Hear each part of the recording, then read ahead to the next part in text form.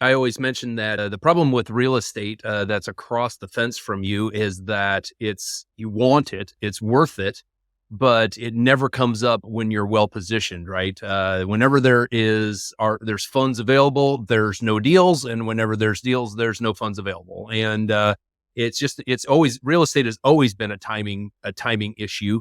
It seems like you need as many tools in the toolbox as we can have in order to be able to capitalize on those when they do become available, because unfortunately we don't get to pick, right? And it's unfortunate that the demographic we're in right now is there's an enormous transfer of wealth in farm real estate, right? And so there are properties that are for sale all the time. They're still not enough to hardly meet the demand because there is some pent up demand. But the thing is that when the one across you becomes available, or when a family that you've been working with may want to exit because of legacy issues, or things get too fragmented within their families, there's just all kinds of different reasons why timing never seems to work. And so to have as many bullets in the gun as we can to be able to acquire properties, or at least be able to make a run at them when the time is right, when they are available.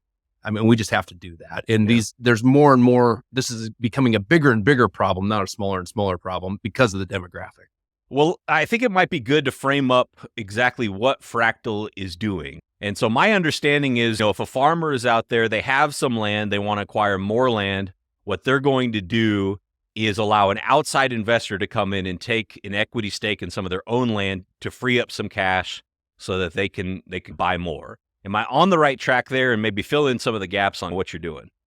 Yeah, I'd say you're definitely on the right track, but I'd maybe even step back one step further and say, what are we trying to solve for?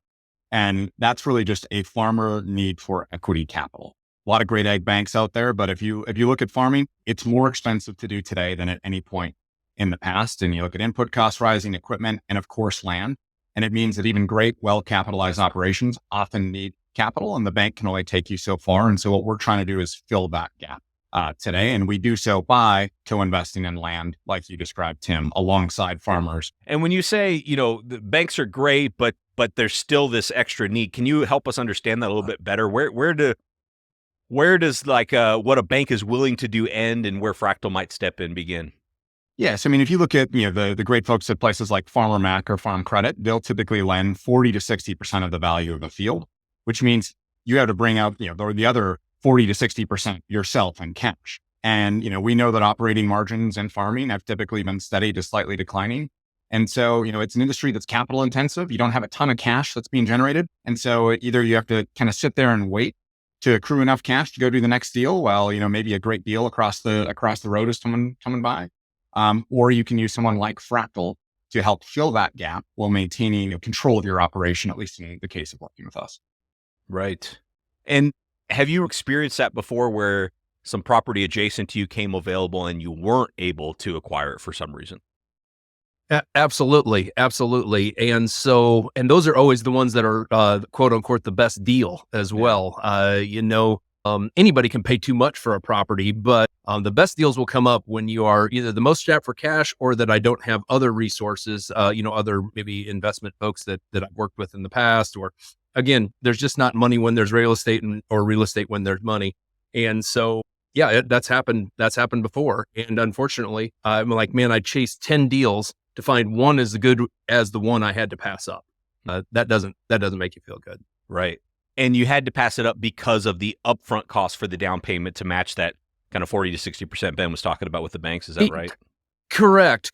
It's either that, or, farmers in general, it seems like there's always one step further that we can take, but it doesn't mean that we should, right? And so I shouldn't say that I've always passed up on things because we couldn't have absolutely made it work, but it wouldn't have been the prudent financial decision for me to be as stretched thin as it would have made, right? And so I think that's an important part of it too, is that as farms consolidate, as there is less and less farmers out there, capital is a very finite resource for production ag, and to protect working capital like it is gold is really, really important. And so to put myself in a bad position just because something came up across the fence doesn't always make good sense either.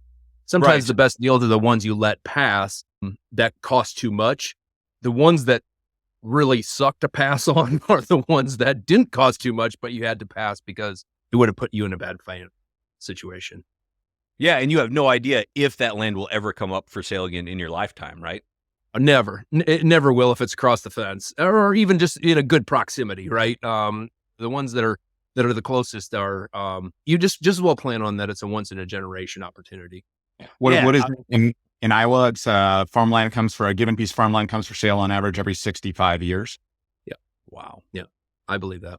So that's something we never talk about, right? We talk about the 40 chances a farmer has to grow a crop, but we never talk about the one chance they might have to expand their acreage to a new field. And Tim, I think it's important to differentiate the two and understand that operationally for me, purchasing a piece of property is not part of my growth strategy. It's part of my investment strategy. Operationally, I have growth strategy, things that we're trying to do all the time but purchasing property is really part of my investment strategy. It's what I do with the profits from operating.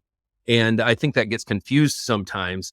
I think it's just important to differentiate between the two because one is very much a capital decision and one is very much an operational decision. Tell me more about that. Well, I think that over time, those two get blurred because as a sole proprietor, our history, our lineage, everything comes out of the same checkbook. And so when we see a property for sale and we buy it, that's new growth. When actually, if you were already, let's give an example. I'm renting a farm from Ben and I've been renting that farm from Ben for 20 years. And Ben says, you know what, it's time for me to sell this farm. Kyle, would you like to buy it? I say, absolutely, Ben. How much would you like to sell for? We get together and I do a deal. Operationally, that is actually that's the worst deal that I can do because I was renting that farm and making a profit on it before I decided to buy it and make it where it couldn't make its own payments. So now it's actually a cash flow drag rather than a cash flow positive because I already farmed it. Believe it or not, financially, the best farm that you can buy is one that you're not already farming. Now, I'd say the one thing that's starting to turn the tables on that, especially in places like Iowa, is you're starting to see investment and management models shift. So there are things like rental auctions now. And so you're starting to see become that landowner share increasing and increasing over time. And that is a risk for folks that have taken a rent heavy approach. Similarly, you're starting to see more, I'd say, transactional forms of custom farming where farmers aren't even keeping the agronomic decision making that they have. It's that farm manager that's saying, this is what you're going to plant. These are the passes I want you to make on that field. We're going to market the grain for you.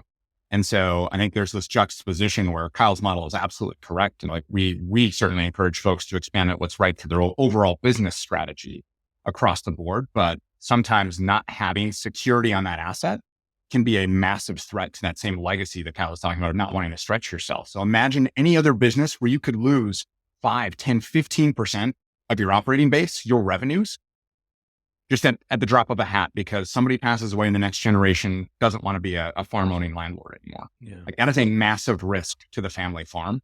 And that was, we continue to hear these stories over and over about these. And while it's a really tough scenario for a farmer, an even tougher scenario is not buying that land and somebody else coming in and renting it and you having all this equipment and infrastructure to support that wider base. Absolutely. Absolutely. So I don't want you to think that buying land is not part of my strategy, part of my, let's just be real clear. There's nothing I'd rather own than land. Nothing. It's the best investment ever. Yeah. However, it is incredibly capital intensive. It's hard to cash flow. It's all the things that we've talked about, and it's not part of my operational growth strategy. It's what I do with my profits. Yeah. But there is no question then that there is an enormous risk in turnover because things become very tightly held, and it because it's so capital intensive. Even with tools like Fractal doesn't mean that you should buy every property that's available. It still has to be the right decision versus the market and versus your operation. It doesn't change how I would make the decision. It gives me another tool to make the decision with. Yeah. No, I appreciate this. This is one of the best conversations about farm risk management, I think, that I've had on the show because it captures some of the nuance.